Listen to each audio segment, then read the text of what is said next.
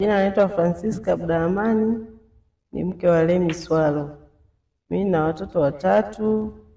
Mtoto wa kwanza yuko form 4, wa pili yuko la 7 na watatu yuko la 2. Maisha ya mwanzoni alikuwa anaendesha mume wangu. Ujumla alikuwa tunasaidiana. Ila kwa saizi toka amepata shida hii, sasa ni mimi mwenyewe na ndugu zangu wachache wanaonisaidia.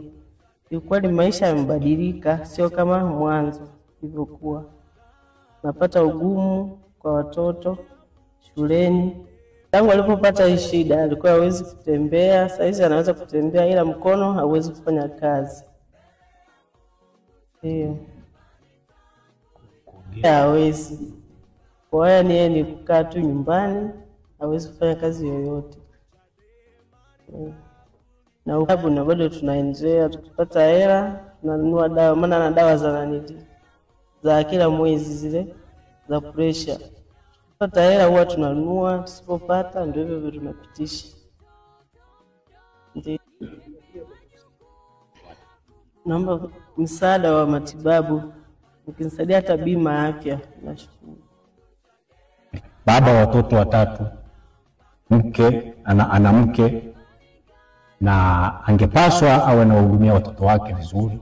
Alikuwa anaweza kuongea vizuri, alikuwa anaweza kufanya shughuli zake vizuri, lakini sasa hawezi.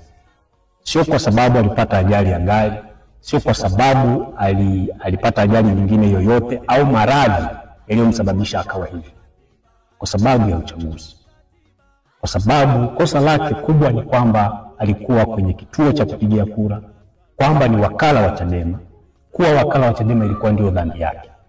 Na ndio maana yuko hivi leo. Hawezi kuongea, watoto wake hawezi kusikia sauti ya baba yao, ndugu zake waliokuwa wanamsikia hawezi kumsikia tena.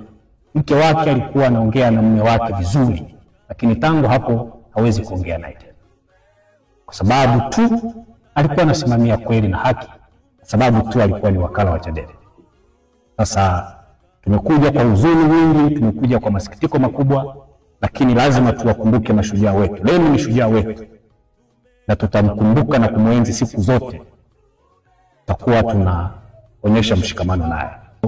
Ya familia ambao wameonyesha changamoto kuhusu bima ya afya, kama chama naomba tulibebe, na tutakwenda kuambia na Watanzania wengine tutamkatia bima ya afya ili aweze kupata matibabu yake vizuri.